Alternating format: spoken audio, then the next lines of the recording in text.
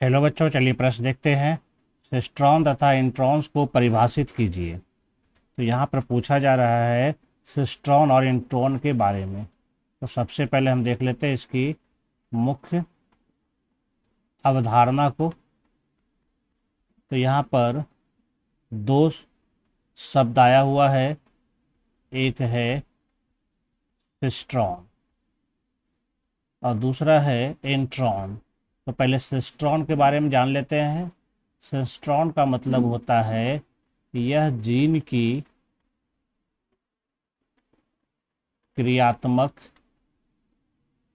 इकाई है, यानी काम करने वाला जो जीन का भाग होता है उसको हम लोग कहते हैं सिस्ट्रॉन।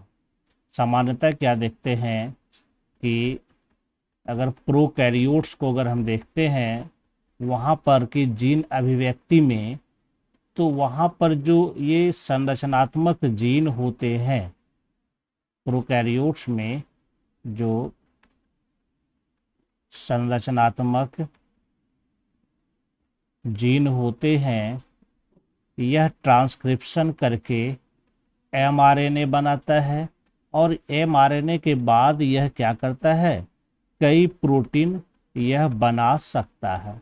यानी यहाँ पर जो संरचनात्मक जीन है जब यह काम करता है तो इसमें क्या हो रहा है, कई सिस्ट्रॉन देखने के लिए मिल सकता है। यानी कि ये प्रोकैरियोट्स में क्या होता है, ये पॉलीसिस्ट्रोनिक होता है, जबकि यूकैरियोट में ऐसा नहीं होता है। अगर यूकैरियोट्स में देखेंगे तो यहाँ पर ये क्या होता है, यह मोनोसिस्ट्रॉनिक होता है, यानी उसमें एक ही सिस्ट्रॉन होता है और वह एमआरएनए के थ्रू प्रोटीन बनाता है। तो ये हो गई हमारी बातें सिस्ट्रॉन की। यानी सिस्ट्रॉन का मतलब यह जीन का क्रियात्मक भाग होता है। लेकिन अगर हम इंट्रॉन्स को देखें जो कि यूकैरियोटिक में पाया जाता है, तो इंट्रॉन्स का मतलब होता है यह जीन का निष्क्रिय भाग होता है। यह जीन का निष्क्रिय भाग होता है। इस पर नॉनसेंस कोड होगा,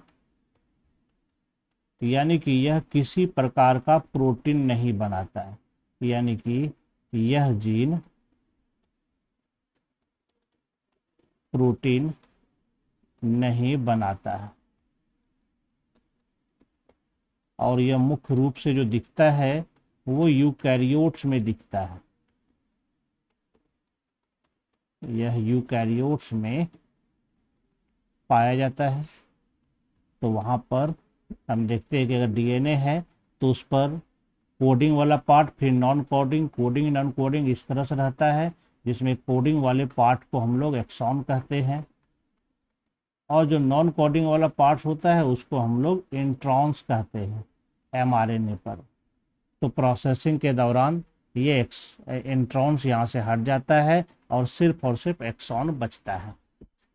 तो इंट्रॉन्स क्या हो गया, तो यह जीन का निष्क्रिय भाग है जो कि कोई काम नहीं करता है, जबकि सिस्ट्रॉन जीन का वो भाग होता है जो कि प्रोटीन बनाता है। यानी ये वाला जो भाग होता है ये क्या करता है, यह प्रोटीन का निर्माण करता है।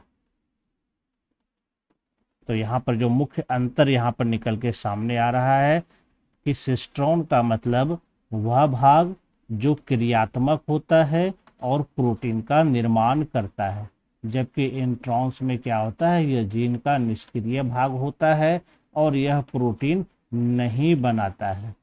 आशा करता हूँ आप समझ गए होंगे। धन्यवाद।